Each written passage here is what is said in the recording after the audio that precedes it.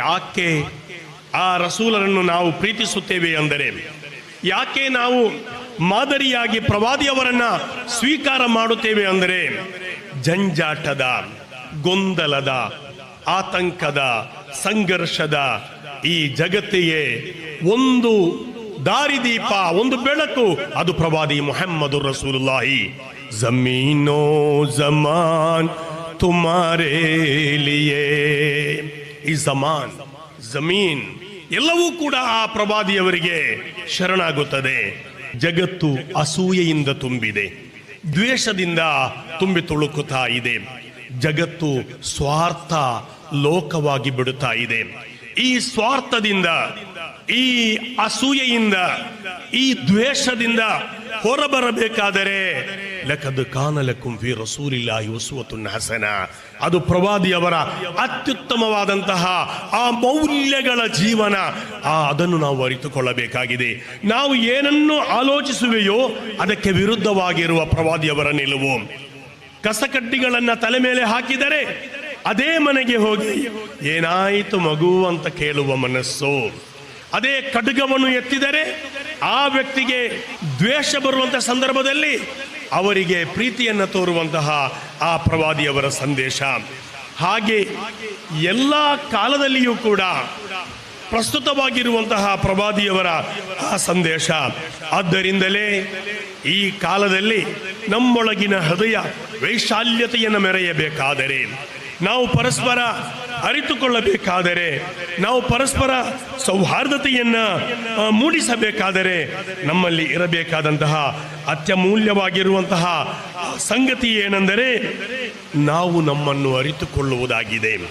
ಹಾಗೆ ಅರಿತುಕೊಂಡಾಗ ಪ್ರವಾದಿಯವರು ಈ ಜಗತ್ತಿಗೆ 10 ಗುಣಗಳನ್ನು ತೋರಿಕೊಟ್ಟಿದ್ದಾರೆ. ಅದರಲ್ಲಿ ಒಂದು ಕಾನ್ಫಿಡೆನ್ಸ್, ನಂಬಿಕೆ, ಬಲವಾದ ನಂಬಿಕೆ.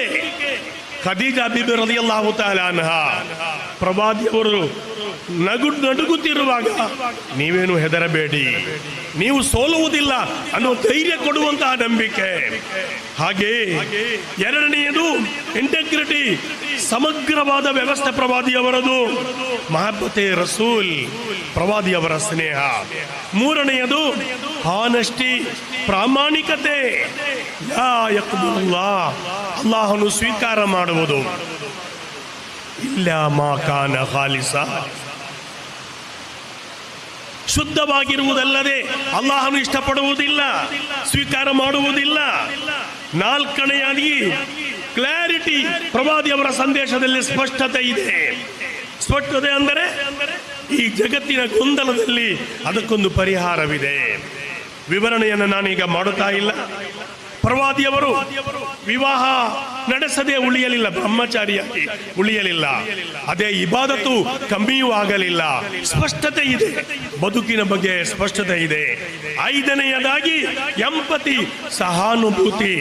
ಪರಸ್ಪರ ಮಾ ಯುಹಿಬ್ಬು ಲಿನಫ್ಸಿ, ಪರಸ್ಪರ ನೀನು ನಿನಗೆ ಇಷ್ಟಪಡುವುದನ್ನು ಬೇರೆಯವರಿಗೆ ಇಷ್ಟಪಡು.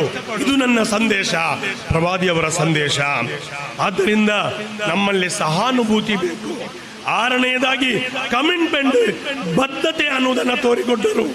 ಯಾಕೆ ನಾನು ಈ ಧರ್ಮವನ್ನು ಸ್ವೀಕಾರ ಮಾಡಬೇಕು, ಪ್ರವಾದಿಯವರನ್ನು ಸ್ವೀಕಾರ ಮಾಡಬೇಕು? ಮಂಕಾನ ಯುಮಿನು ಬಿಲ್ಲಾಹಿ ವಲ್ ಯೌಮಿಲ್ ಆಖಿರ್, ಅಂತ್ಯ ದಿನ ಇದೆ, ಅಲ್ಲಾಹನಿದೆ, ಅದಕ್ಕಾಗಿ ನಾನು ಇದೆಲ್ಲವನ್ನು ಮಾಡುತ್ತೇನೆ. ಏಳನೆಯದಾಗಿ ಕಮ್ಯುನಿಕೇಶನ್, ಅಲ್ ಮುಸ್ಲಿಂ ಅಖುಲ್ ಮುಸ್ಲಿಂ, ಪರಸ್ಪರ ಸಂಪರ್ಕ ಜೋಡಿಸುವ ಆ ಒಂದು ಕಾರ್ಯ ಸಂದೇಶ. ಎಂಟನೆಯದಾಗಿ ಡೆಲಿಗೇಷನ್, ಪ್ರತಿನಿಧಿಸುವಿಕೆ. ಪರಸ್ಪರ ಪ್ರತಿನಿಧಿಸುವಿಕೆ ಅಂದರೆ ಕುಲ್ಲುಕುಂ ರಾಯಿನ್ ವ ಕುಲ್ಲುಕುಂ ಮಸ್ಊಲುನ್ ಅನ್ ರಅಯಿಹಿ, ಎಲ್ಲರಿಗೂ ಜವಾಬ್ದಾರಿ ಇದೆ, ಆ ಜವಾಬ್ದಾರಿಯನ್ನು ನಿರ್ವಹಿಸಬೇಕು ಅನ್ನುವುದಾಗಿದೆ. ಒಂಬತ್ತನೆಯದಾಗಿ ಎಂಪವರ್ಮೆಂಟ್ ಅಂದರೆ ಎಲ್ಲರನ್ನೂ ಒಟ್ಟಾಗಿ ಒಂದಾಗಿ ತೆಗೆದುಕೊಳ್ಳುವಂತಹ, ಸಬಲೀಕರಣ ಮಾಡುವಂತಹ ಶಕ್ತಿ. ತನಾಲುಲ್ ಬಿರ್ರ ಹತ್ತಾ ತುಂಫಿಕು ಮಿಮ್ಮಾ ತುಹಿಬ್ಬೂನ್, ನೀವು ನಿಮಗೆ ಇಷ್ಟಪಡುವುದನ್ನು ಬೇರೆಯವರಿಗೆ ಇಷ್ಟಪಡಬೇಕು.